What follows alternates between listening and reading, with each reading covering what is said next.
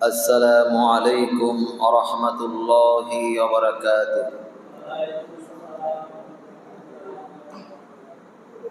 الحمد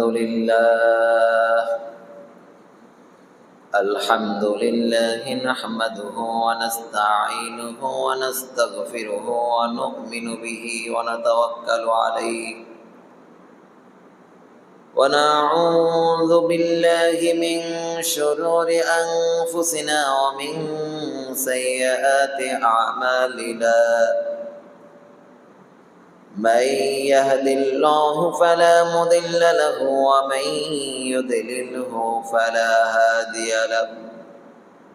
সকলে পড়ি وأشهد أن لا إله إلا الله وحده لا شريك له وأشهد أن محمدا عبده ورسوله صلى الله تعالى عليه وعلى آله وأصحابه أجمعين. أما بعد فأعوذ بالله من الشيطان الرجيم. بسم الله الرحمن الرحيم. لقد كان لكم في رسول الله أسوة حسنة لمن كان يرجو الله واليوم الآخر وذكر الله كثيرا. وقال رسول الله صلى الله عليه وسلم: كل أمتي يدخلون الجنة إلا من أبى. قيل ومن يا أبا يا رسول الله؟ قال من أطاعني دخل الجنة ومن عصاني فقد أبى، أو كما قال عليه الصلاة والسلام. سبحانك لا علم لنا إلا ما علمتنا إنك أنت العليم الحكيم. جزى الله أنا محمدا ما هو أهله. سبحان الله وبحمده سبحان الله العظيم. رب زدني علما رب زدني علما رب زدني علما رب اشرح لي صدري ويسر لي أمري واحلل عقدة من لساني يفقه قولي. رب اشرح لي صدري ويسر لي أمري واحلل عقدة من لساني يفقه قولي. اللهم أرنا الحق حقا وارزقنا اتباعه وأرنا الباطل باطلا وارزقنا اجتنابه. সকলে বলি আমিন। إن الله وملائكته يصلون على النبي يا أيها الذين آمنوا صلوا عليه وسلموا تسليما. সকলে আওয়াজ করে মুহাব্বতের সঙ্গে পড়ব। اللهم صل على محمد وعلى آل محمد كما صليت على إبراهيم وعلى آل إبراهيم إنك حميد مجيد. اللهم بارك على محمد وعلى آل محمد كما باركت على إبراهيم وعلى آل إبراهيم إنك حميد مجيد الحمد لله মহান আল্লাহ পাক রব্বুল আলামিনের মহান দরবারে লাখো কোটি শুকরিয়া ও অসংখ্য শুকরিয়া যে মহান আল্লাহ পাক রব্বুল আলামিন আমাকে আপনাকে দুনিয়াবি সমস্ত প্রকার কাজকর্ম থেকে বিয়োগ করে মহান আল্লাহ পাক রব্বুল আলামিন পবিত্র রবিউল আখির মাসের তৃতীয় জুমাজ এই জুমায় সালাতুল জুমা আদায়ের উদ্দেশ্যে আগে আগে আসার এবং বসার তৌফিক দিয়েছেন। চিল্লায় বলেন তো তৌফিক দিয়েছেন কে? এজন্য সবাই খুশি না বেজার? খুশি খুশি বলি আলহামদুলিল্লাহ। আবারও বলি আলহামদুলিল্লাহ। সবাই আর একটু চাপ দিয়ে বসি। সুবহানাল্লাহ, আলহামদুলিল্লাহ, লা ইলাহা ইল্লাল্লাহ, সুবহানাল্লাহ, আলহামদুলিল্লাহ, লা ইলাহা ইল্লাল্লাহ। আলহামদুলিল্লাহ। আমি রবিউল আউয়াল মাস থেকে নিয়ে এই পর্যন্ত দীর্ঘ ৬-৭ জুমআ ধরে নবীজি সাল্লাল্লাহু আলাইহি ওয়াসাল্লামের সিরাত নিয়ে আলোচনা করতেছিলাম। তো এই জুমায়ও আমি নবীজি সাল্লাল্লাহু আলাইহি ওয়াসাল্লামের সিরাত নিয়ে আলোচনা করব বলি ইনশাআল্লাহ। আমরা অনেকেই জানি না যে আল্লাহর নবী সাল্লাল্লাহু আলাইহি ওয়াসাল্লামের দেহ মুবারক কেমন ছিল। কেউ জানেন যে দেহ মুবারক কেমন ছিল? জানি না। আমরা জানি না যে আল্লাহর নবী সাল্লাল্লাহু আলাইহি ওয়াসাল্লামের মাথা কেমন ছিল, চুল মুবারক কেমন ছিল, আল্লাহর নবী সাল্লাল্লাহু আলাইহি ওয়াসাল্লামের দাড়ি মুবারক কেমন ছিল, চোখ কেমন ছিল, আমরা কিন্তু কেউ জানি না বা জানার চেষ্টাও করি নাই। ঠিক না বেটি?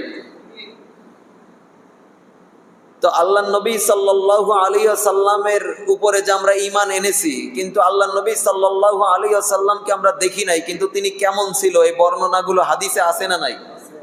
সবাই বলেন না কেন? আছে না নাই? আছে। কিন্তু আমরা জানার চেষ্টাও করি নাই। আর আমাদের দেশে যে সমস্ত সিরাত মাহফিল হয়, এই সমস্ত সিরাত মাহফিলে মনে করেন যে কিছু ঢালাও ভাবে কিছু দুরূদ পড়ে যেগুলো কোরআন কিতাবে নাই, যেগুলো নবী সাল্লাল্লাহু আলাইহি ওয়াসাল্লামের যুগেও ছিল না, সাহাবায়ে কেরামের যুগেও ছিল না। প্রায় ৬০০ বছর পরে গিয়ে এগুলো তৈরি হয়েছে। এর ভিতরে কিছু কিছু আমার মনে আছে ছোটবেলার,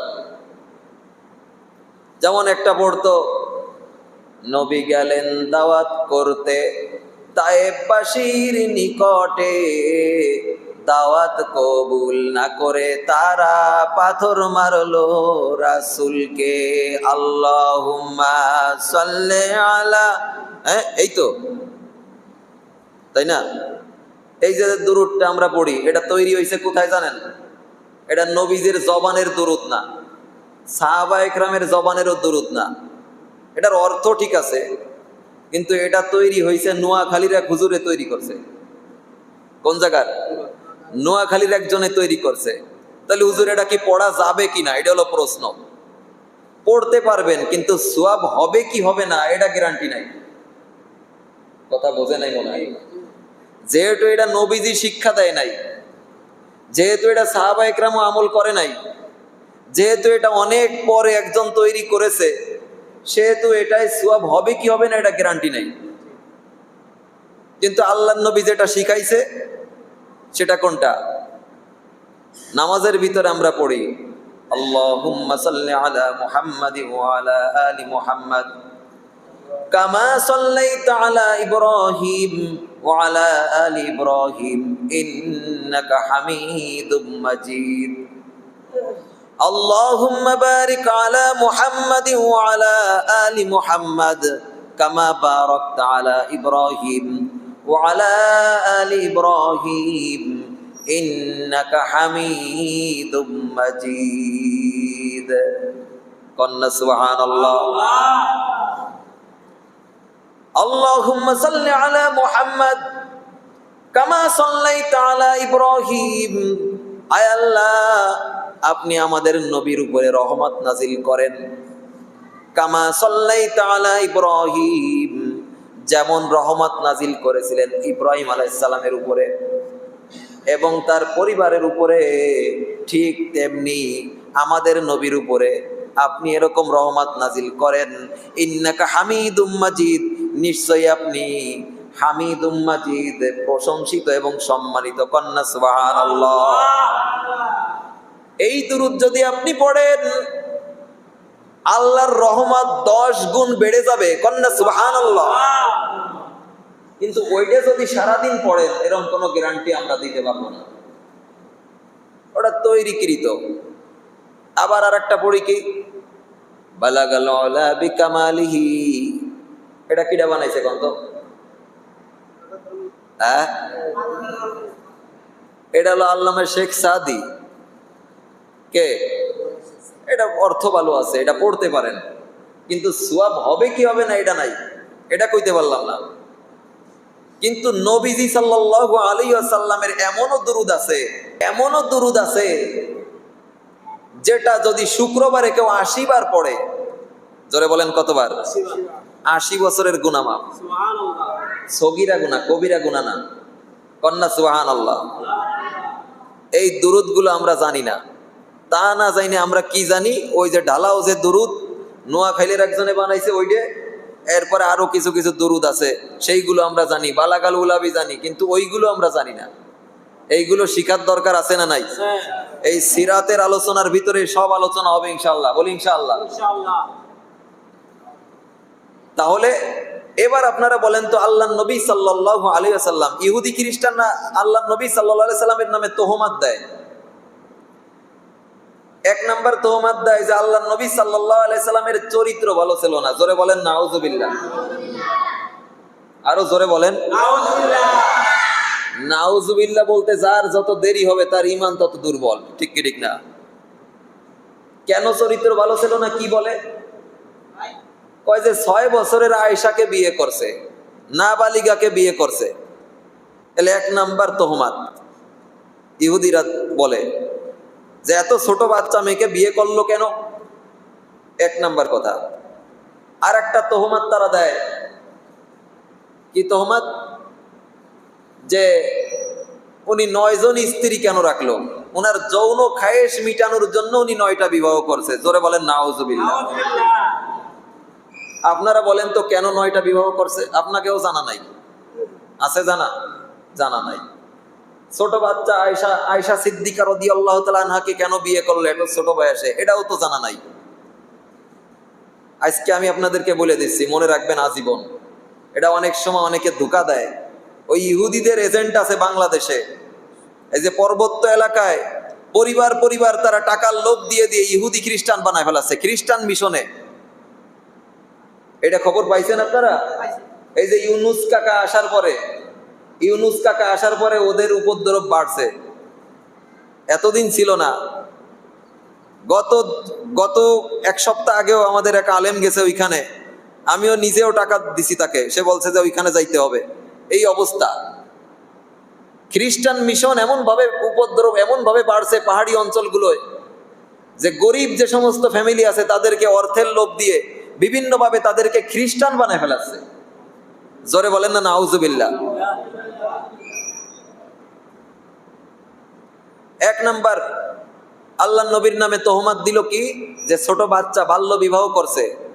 সেই সময় আয়েশা সিদ্দিকা রাদিয়াল্লাহু তাআলা আনহা সাবালিগাও হয় নাই, মাত্র 6 বছর বয়স, 7 বছর বয়স। কেন করলেন? আল্লাহর নবী সাল্লাল্লাহু আলাইহি ওয়াসাল্লামের প্রথম স্ত্রীর নাম কি বলেন তো? কয় না? খাদিজাতুল কুবরা রাদিয়াল্লাহু তাআলা আনহা। উনি জীবিত থাকতে উনি আর দ্বিতীয় বিবাহ করেন নাই। কন্যা সুবহানাল্লাহ। খাদিজাতুল কুবরা রাদিয়াল্লাহু তাআলা আনহা দুনিয়া থেকে যখন চলে গেলেন, আল্লাহর নবী সাল্লাল্লাহু আলাইহি ওয়াসাল্লামের মনের কন্ডিশন অত্যন্ত খারাপ। উনি খুব নিরিবিলি অবস্থায় কাটাইতেন। খুব নীরবতা, কথা কম বলতেন। একদিন মজলিসের ভিতরে সাহাবা একরামের সামনে বলতেছে, যে আমার সাহাবা একরাম, আমার দুনিয়ার ভিতরে তিনটা জিনিস ভালো লাগে, দুনিয়ার কোনো কিছুই আমার ভালো লাগে না। মন খারাপ, বলতেছে দুনিয়ার কোনো কিছুই আমার ভালো লাগে না, কিন্তু দুনিয়ার তিনটা জিনিস আমার ভালো লাগে। কন্যা সুবহানাল্লাহ। আল্লাহর নবী সাল্লাল্লাহু আলাইহি ওয়াসাল্লাম বলতেছেন, আমার সাহাবা একরাম, দুনিয়ার ভিতরে কোনো কিছুই আমার ভালো লাগে না, কিন্তু দুনিয়ার ভিতরে তিনটা জিনিস আমার কাছে প্রিয়। এক নাম্বার প্রিয় হলো আত্মীব, আমার কাছে সুগন্ধি প্রিয়। কন্যা সুবহানাল্লাহ। সুগন্ধির কারণে মানুষের হায়াত বাড়ে, স্বাস্থ্য ভালো থাকে, আর দুর্গন্ধের কারণে মানুষের হায়াত কমে। এই যে নামাজের পরে এক গ্রুপ প্রস্রাব করে চলে যায়, আমি উপর তলায় টিকতে পারি না ভাই, এই কাজটা কেউ করেন না। নামাজের পরে আসে এরা, আর কি নামাজের টাইমে তো আসে না। আর এদের কাজ হলো প্রস্রাব করেই চলে যায়, পানি পুনি কিছু দেয় না। লুঙ্গি উঁচু করে এসে দৌড়ে এসে বসে, মাইরে দিয়েই দৌড়।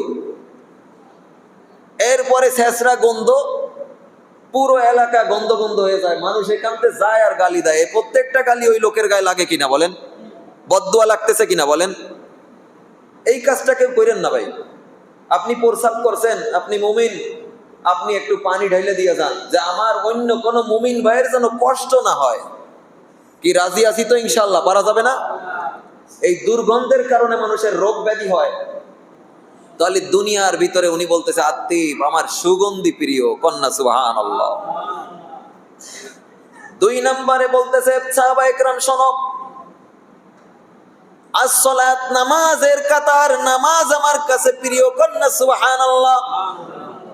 আর এক গ্রুপ আছে কয় আমার কাছে মুড়ি দইলে নামাজ লাগতো না। জোরে বলেন নাউজুবিল্লাহ। আছে না নাই? আল্লাহর নবী বলছেন নামাজ আমার কাছে প্রিয়।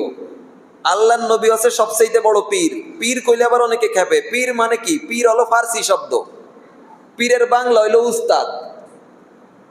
আল্লাহর নবী হাদিসে বলতেছে, ইন্নামা আনা বুইসতু মুআল্লিমান, আমি গোটা উম্মতের জন্য শিক্ষক। কন্যা সুবহানাল্লাহ।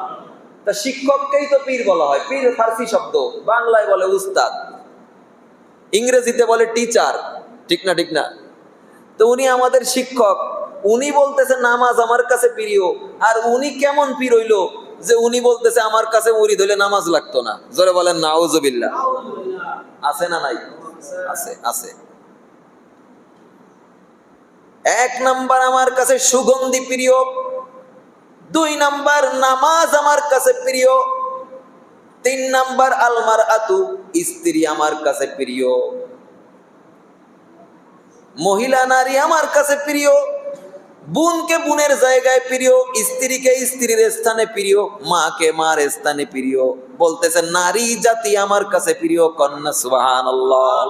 যে যে স্থানে আছে সেই সেই স্থানে প্রিয়। কন্যা সুবহানাল্লাহ।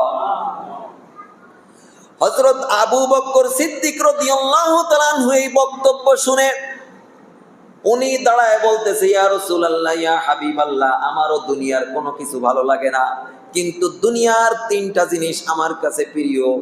এক নাম্বার, আপনার দিকে সারাক্ষণ তাকায় থাকতে, নেক নজরে তাকায় থাকতে আমার ভালো লাগে। আপনার দিকে তাকায় থাকাটা এটা আমার কাছে প্রিয়। কন্যা সুবহানাল্লাহ।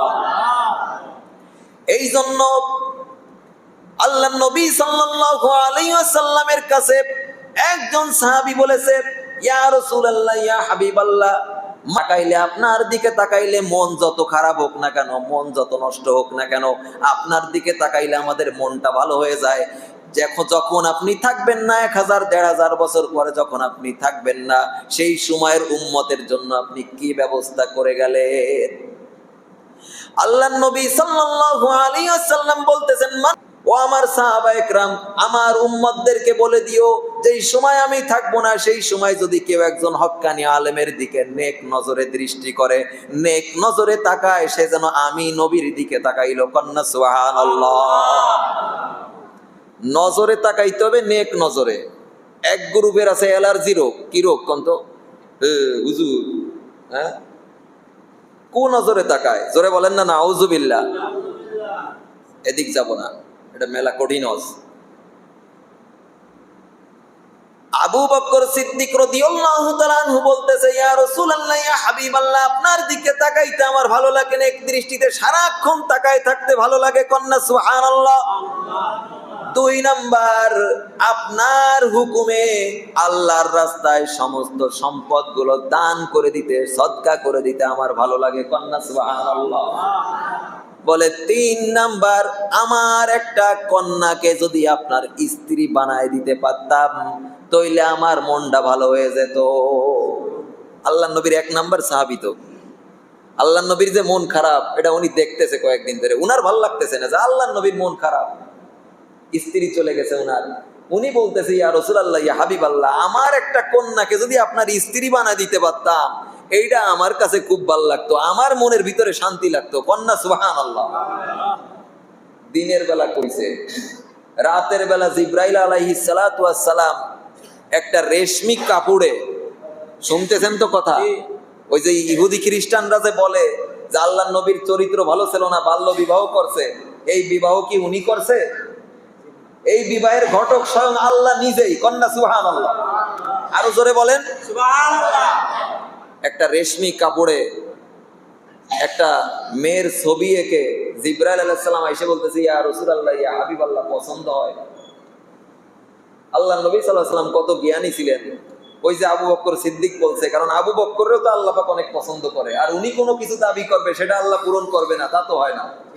ওনার কাছে যখন আইসে রেশমি কাপড়ের ছবি আইকে দেখাইছে, আল্লাহ নবী সাল্লাল্লাহু আলাইহি ওয়াসাল্লাম শুনে বলতেছে যে সম্ভবত আমার আবু বকরের মেয়ে আয়েশা হবে।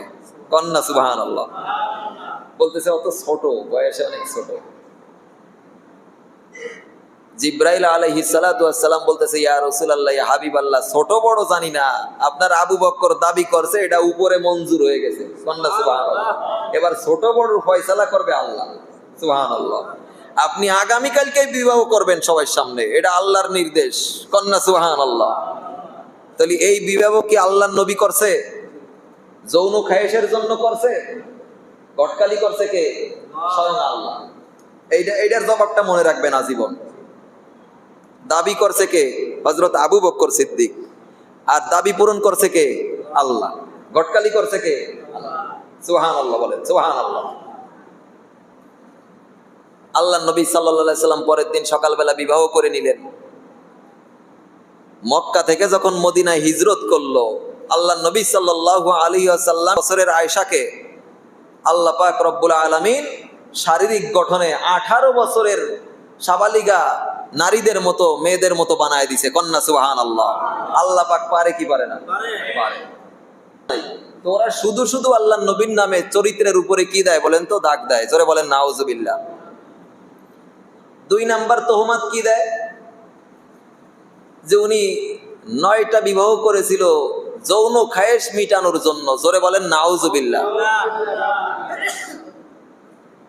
আল্লাহ নবী সাল্লাল্লাহু আলাইহি ওয়াসাল্লামের ভিতরে, এটাও প্রশ্নটা মনে রাখবেন আজীবন, জান্নাতি 40 যুবকের শক্তি ছিল, যৌন সেক্স পাওয়ার ছিল জান্নাতি 40 যুবক। কতজন? 40 যুবক। দুনিয়ার 4000 যুবকের শক্তি। দুনিয়ার যুবকের কয় হাজার যুবক? 4000 যুবকের শক্তি ছিল। তাও যেন তেন যুবক না। আমাকে ভিতরে তো অনেক যুবক আছে, এখন আমার কাছে বিরাই আসে, এটা তো জানি তো। বিয়ে শাদী করছে, এখন বিরাই আসে। সমস্যা, বিভিন্ন সমস্যা, শারীরিক সমস্যা, মানসিক সমস্যা, যৌন সমস্যা আছে না নাই? কিন্তু সুঠাম শক্তিশালী সেক্স পাওয়ারওয়ালা 4000 যুবকের শক্তি। কত হাজার? 4000। এবার আসেন সূরা নিসার 3 নম্বর আয়াতে আল্লাহ পাক রব্বুল আলামিন কি বলতেছে দেখেন, ফানকিহু মা তাবা লাকুম মিনান নিসাই মাসনা ওয়া সুলাসা ওয়া রুবা। সূরা নিসার 3 নম্বর আয়াত। তোমাদের ভিতরে যাদের সামর্থ্য আছে, শক্তি আছে, শারীরিকভাবে শক্তি আছে, আর্থিকভাবে শক্তি আছে, হ্যাঁ, ইনসাফ ঠিক আছে, 4 বিয়ে করার জন্য 4টা ক্ষমতা দরকার, একের অধিক বিবাহ করার জন্য 4টা যোগ্যতা দরকার। কয়টা? জোরে বলেন কয়টা? 1 নাম্বার যোগ্যতা, শারীরিক ক্যাপাসিটি ভালো থাকতে হবে। শারীরিক ক্যাপাসিটি ভালো মানে কি বড় একটা পেট থাকতে হবে আর ভালো মোটা গোটা হতে হবে তা না, যেটা বলা যাচ্ছে না বোঝা যাচ্ছে ওই দিক দিয়ে ক্ষমতা সম্পন্ন থাকতে হবে। কথা বলেন ঠিক না বেঠিক? তাহলে 1 নাম্বার যোগ্যতা। 2 নাম্বার যোগ্যতা তোমার ফিনান্সিয়াল কোয়ালিটি ক্যাপাসিটি ভালো থাকতে হবে, আর্থিক যোগ্যতা।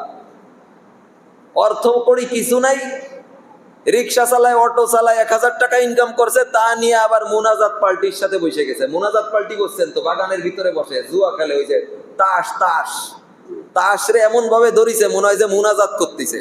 ওই দোকানের এনে মাঝে মধ্যে বসে দেই, এই যে মুনাজাত করে কেমন যেন মুনাজাতে বইছে। আমরাও এত গভীর ভাবে মুনাজাত করি না, ওরা যেভাবে মুনাজাত করে।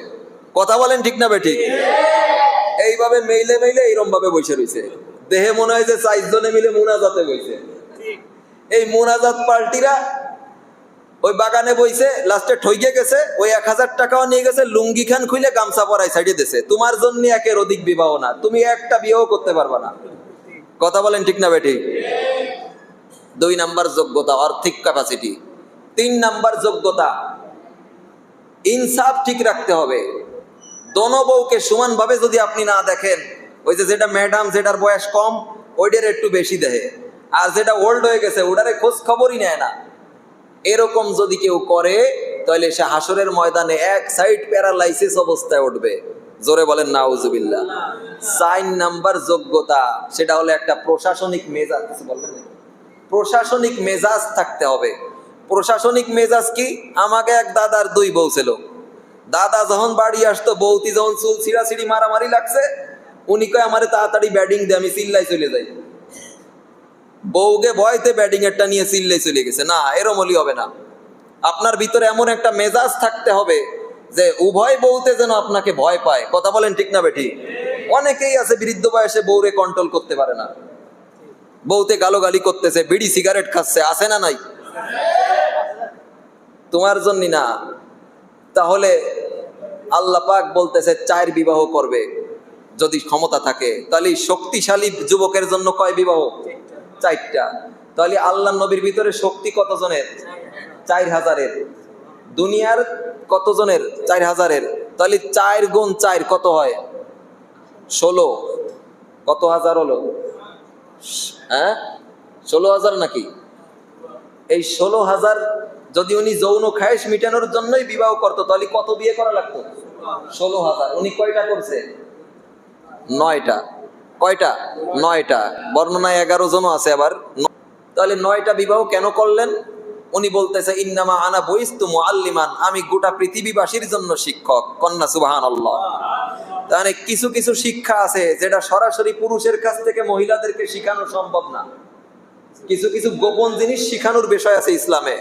হায়েজ নেপাসের মাসালা, ফরজ গোসলের মাসালা, এটা সরাসরি আল্লাহ নবীর কাছে মহিলা সাহাবীরা শিখতে পারবে না। পারবে? পারবে না। এই জন্য আল্লাহ নবী বলতেছে যে একদল স্ত্রীকে আমি ট্রেনিং দিয়ে শিক্ষা দিয়ে ছেড়ে দেব, ওই মহিলা সাহাবী যিনারা আছে উনারা এসে এসে উনাদের কাছ থেকে শিখবে। কন্যা সুবহানাল্লাহ। এই প্রশ্নের উত্তর পাইছেন? হ্যাঁ, আর কোনোদিন এটা নিয়ে দ্বন্দ্ব থাকবে না বলি ইনশাআল্লাহ। অনেক মুসলমানরা এই উল্টা পাল্টা বুঝায় খ্রিস্টান বানায় ফেলাচ্ছে। জোরে বলেন নাউজুবিল্লাহ। আমা আলাইনা ইল্লাল বালাগ ওয়া আখিরি দাওয়ানা আলহামদুলিল্লাহি রাব্বিল আলামিন। আসসালামু আলাইকুম ওয়া রাহমাতুল্লাহি ওয়া বারাকাতুহু।